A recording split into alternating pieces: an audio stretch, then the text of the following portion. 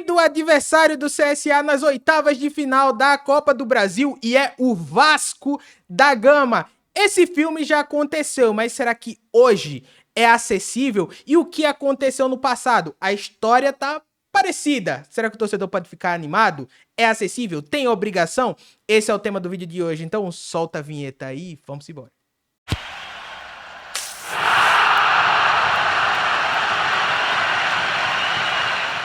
E aí, galera do Papo de Azulino, fala meu povo, fala meu time, mais um vídeo aqui no canal, mais um programa. Antes de a gente começar, não se esquece, tá? Se inscreve no canal, ativa o sininho pra você não perder nada, vídeo novo. Todo dia vai ser um prazer ter você fazendo parte desse time. Seu like, seu comentário são sempre muito importantes.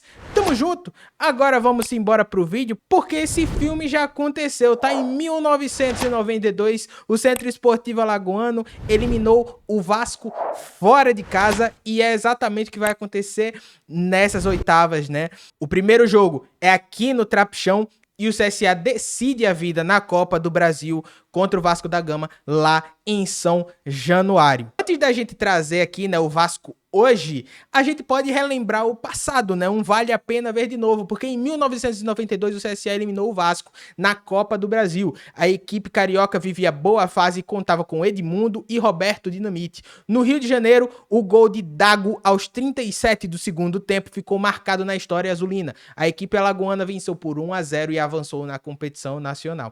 O jogo de ida em Maceió terminou empatado em 3-3 e foi disputado no estádio da Pajuçara em razão de reformas no Rei Pelé. Na terceira fase, o CSA foi eliminado pelo Sport. Aqui foi o gol do Dago, né? E o azulão era comandado por João Félix e eliminou o Vasco no dia 25 de setembro de 1992, com Flávio, Raul, Oséias, Marcelo Barreto e Carlinhos Marechal, Mário Xavier, Talvanes, Marcelo Gomes e Chiquinho, Lino e Edson. Tem aqui, inclusive, uma reportagem, né? Eu espero que não dê problema de eu passar aqui, mas tem uma reportagem aqui do Baú do Esporte, vamos escutar.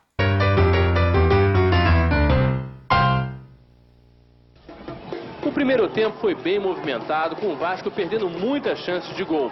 Edmundo para fora aos 7 minutos. Valdir, aos 18, chuta na trave.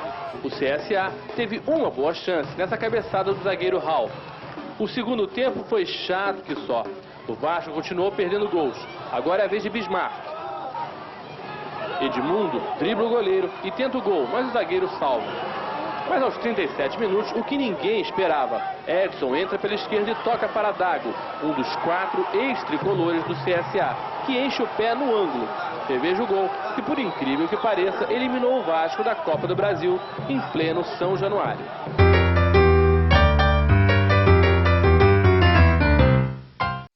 Essa vinhetinha é fera demais, tá? Tá aí, né, pra quem gosta de história, e aqui um dado interessante, tá?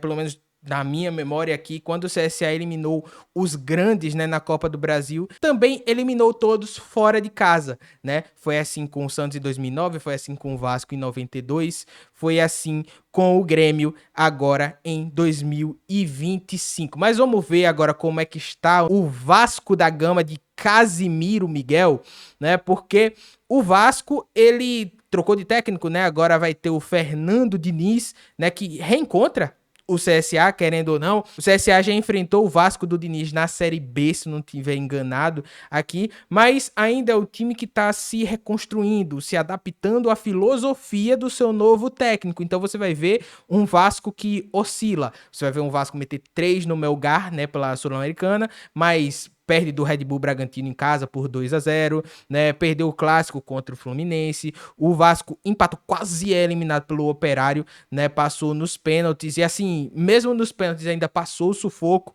mas teve ali uma grande vitória em cima do Fortaleza, que não tá numa boa fase, né? Meteu 3 no Fortaleza. Mas a gente já consegue ver que o Vasco é um time que realmente oscila. Tem peças aqui que podem fazer a diferença, né? Você tem o Pablo Veguete, você tem aqui o Felipe Coutinho, Léo Jardim, né? São jogadores aí conhecidos, né? Vai ter torcedor do Vasco que gosta, vai ter torcedor que não gosta, porém, são jogadores aí que a gente sabe do material humano que o Vasco tem. Querendo ou não, ainda assim, mesmo numa fase ruim, ainda é mais investimento, né, do que o CSA, óbvio, o Vasco está disputando a Série A do Campeonato Brasileiro e hoje se encontra na 15ª colocação, né? O Vasco realmente tá a 2 pontos aí da zona de rebaixamento, tá brigando para não cair. E aí a gente vai ter que ver, né, como é que vai estar a situação do Vasco daqui para lá, porque pode ser uma partida impactada pela situação dos dois times nos campeonatos nacionais. O principal objetivo do CSA no ano continua sendo a Série C, e o do Vasco também é se manter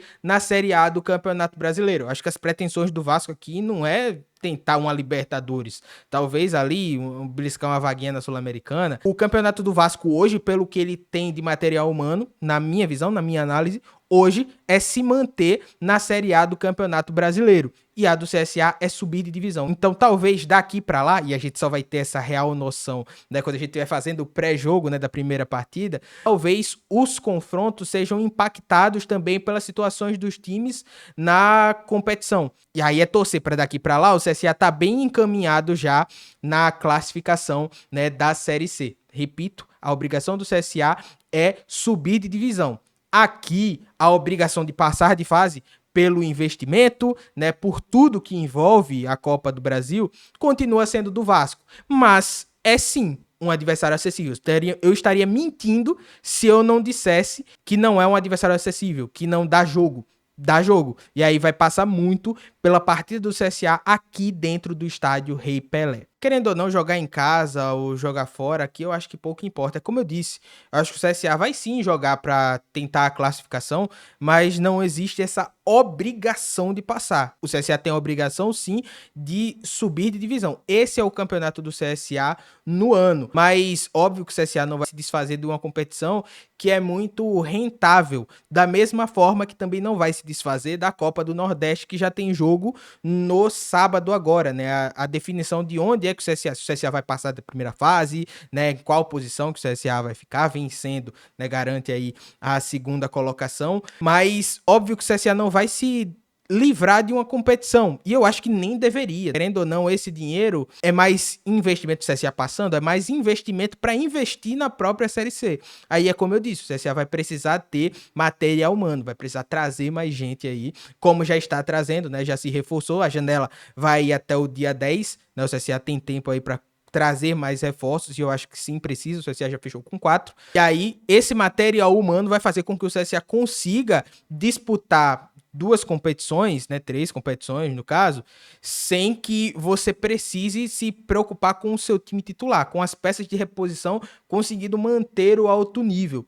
Com o CSA, com o elenco reduzido do jeito que está, ou do jeito que estava, antes de contratar esses 4 reforços, ia ficar muito complicado. Já falei aqui, o CSA não tinha condições de disputar mais de uma competição. É um bom time para você jogar uma Série C, um jogo por semana, né, mais tranquilo. Agora, várias competições que você tem que jogar final de semana, quarta, viagens com logística complicada, onde muitas vezes você não tem nem tempo de treinar, então você precisa ter um elenco mais robusto, você precisa ter um elenco maior. E foi por isso que o clube fez esse movimento de se reforçar bastante já nessa janela, e aí na de julho você começar a fazer pequenos ajustes aí, já pensando obviamente, né, na segunda fase da Série C do Campeonato Brasileiro. Esse é o principal objetivo, né, você passar de fase, se classificando entre os 8, aí você de fato briga, né, para subir de divisão. E aí vai depender muito da estratégia que o CSA vai usar, quem é que vai estar bem daqui para lá, né? Se vai ter muita lesão, se não vai. Não dá também pra gente sofrer por antecipação.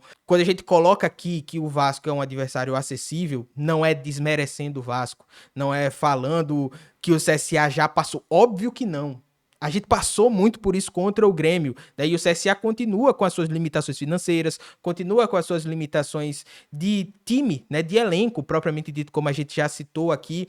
Tem a questão da Série C, né? De como o CSA vai estar posicionado daqui para lá. O jogo vai ser no final de julho e início de agosto, se eu não estiver enganado. A gente vai colocar depois as datas aqui certinho para vocês. Sim, eu acho que tem jogo, mas a obrigação é toda do Vasco. E o CSA vem com a obrigação de competir, de brigar pela vaga. Mas a obrigação fica toda com o Gigante da Colina. E agora, hoje, neste momento, o foco é, obviamente, a Série C do Campeonato Brasileiro, né? O São Bernardo. Quem sabe, né, saber que vai pegar o Vasco da Gama, clube grande, já não anima mais, né? Não dá um gás a mais, né? No jogo de hoje, o CSA precisa vencer aí o São Bernardo. Só um complemento, né? Que essa informação só chegou depois, inclusive mandar um abraço pro Severo Oliveira, né? Que conversou comigo depois e ele postou nas redes sociais dele a informação do George, tá? Ele voltou a sentir ali a lesão no joelho e aí não viajou. Quem foi o Paulo Vitor. Então,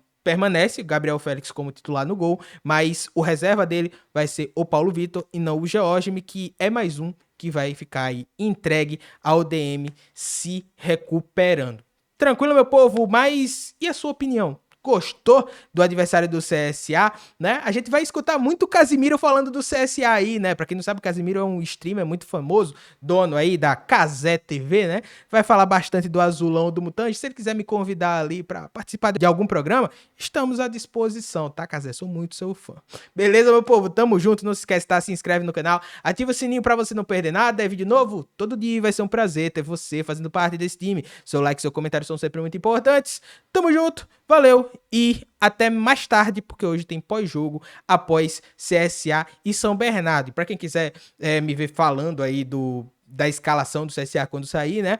Às 7 horas eu estarei comandando, né, a jornada esportiva na nova Rádio Jovem, né? E obviamente eu vou estar ali com uma bancada seleta, né, para falar ali da escalação do Centro Esportivo Alagoano, mas hoje vai ser comandada por mim, tá? Espero aí a presença de vocês lá. Vai ajudar demais, mandem perguntas, participem do programa, vai ser muito bacana. Tamo junto, valeu e até mais tarde. Tchau, tchau.